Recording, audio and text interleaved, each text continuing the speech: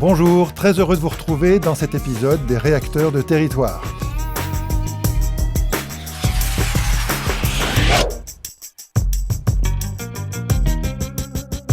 Les producteurs de contenu audiovisuel s'accordent à dire que le son et la musique interviennent pour moitié dans la perception subjective de la qualité d'une vidéo ou d'un film. Alors pour donner du réalisme et un caractère professionnel à votre production vidéo, vous devrez mélanger plusieurs pistes audio dédiées d'une part à la musique, ça vous le saviez déjà, mais aussi à la voix, qu'il s'agisse d'une voix off ou d'un témoignage recueilli lors d'une interview. Pour faire bonne mesure, vous ajouterez aussi des ambiances sonores et des bruitages ponctuels. Lors du tournage de ce plan, avec une calèche, la captation du son, au plus près des sabots et des roues, n'était pas possible. Avec les bruitages adéquats, ajoutés au montage, le plan va reprendre de la consistance et de la véracité. Alors, voici quelques ressources pour trouver des bruitages ou des ambiances sonores. Première source, si vous disposez d'une adresse Gmail, vous avez accès à la base de musique et de bruitage proposée par YouTube.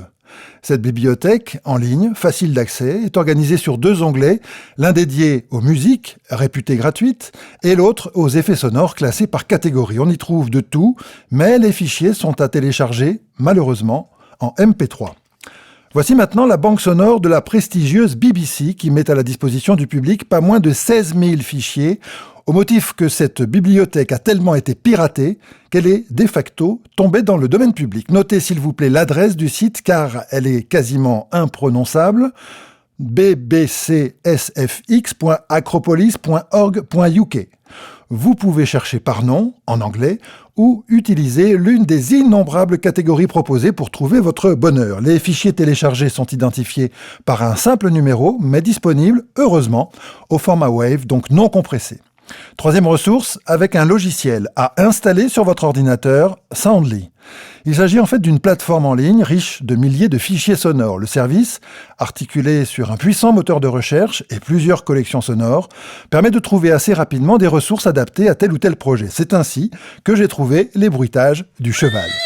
Certains fichiers sont disponibles gratuitement, d'autres nécessitent un abonnement payant, mais les ressources gratuites disponibles au format WAV sont quand même assez nombreuses. Pour terminer, n'oubliez pas que le logiciel de montage vidéo que je vous conseille d'utiliser, Filmora, propose lui aussi une 50aine de ressources sonores et musicales. Enfin, si vous avez la chance d'utiliser un Mac, notez que GarageBand offre une panoplie de ressources sonores et musicales bien plus copieuse que celle accessible depuis iMovie. Dans GarageBand, vous pouvez même composer votre propre thème musical, mais c'est une autre histoire. Si vous avez des questions ou des précisions à obtenir, n'hésitez pas à m'envoyer un courriel, je vous répondrai le plus vite possible. Si vous mettez du son dans votre vidéo, il en faudra du début jusqu'à la fin, et il est indispensable que le niveau sonore soit toujours correctement ajusté, ni trop fort ni trop faible, faute de quoi votre production donnera très vite l'impression qu'elle est de piètre qualité. D'ailleurs, pour éviter de se confronter à de telles exigences sonores, de nombreux producteurs de vidéos touristiques se contentent d'une simple musique au ukulélé pour accompagner les images.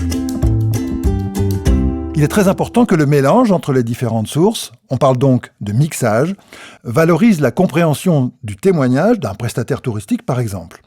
Autrement dit, si quelqu'un parle, la musique doit lui céder la place pour revenir ensuite au niveau sonore initial. Voyons maintenant comment placer et mélanger les différents sons pour construire un environnement sonore dans les 8 ou 10 secondes de la séquence consacrée à notre calèche touristique. Une première piste musicale va nous aider à donner du rythme au montage en suivant les balises de tempo. Voici maintenant les 6 plans vidéo de cette séquence, encore muette.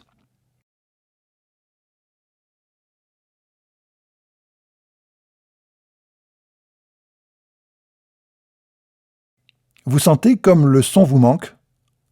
Alors j'ajoute plusieurs pistes audio, l'une pour le hennissement du cheval, un bruitage court qui va attirer l'attention du spectateur, comme une alerte sonore. Une deuxième piste pour le bruit de roulement de la calèche. Et enfin, la voix du narrateur, ce sera la mienne, en l'occurrence. Dans ce mixage, la baisse et la remontée du niveau sonore de la musique va être automatisée pour laisser la place à la parole, et voici comment faire dans Filmora. Un double clic sur la piste musique ouvre l'éditeur audio et vous permet de placer des marqueurs très particuliers, ronds et blancs, dédiés au volume. Comme vous le voyez, il en suffit de 4 pour faire cette automation et vous pouvez alors baisser le volume de la partie centrale, disons à moins 12 ou moins 15 dB, pour qu'une sorte de creux sonore se forme et mette en évidence la voix. Voilà donc ce que ça donne avec les différents éléments sonores.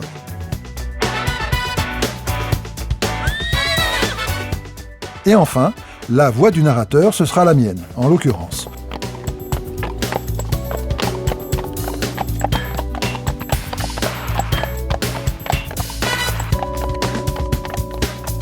Sachez que Filmora permet d'exporter un mixage de plusieurs pistes, sans les images, au format MP3.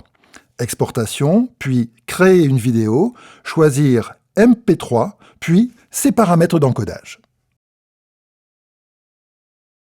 Avant de terminer cet épisode, je vous propose un petit exercice à faire tranquillement chez vous, si vous disposez des moyens techniques nécessaires pour le faire.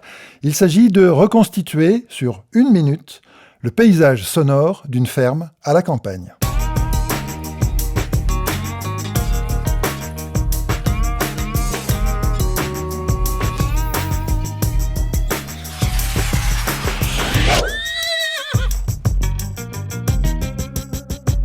C'est tout pour aujourd'hui. À bientôt.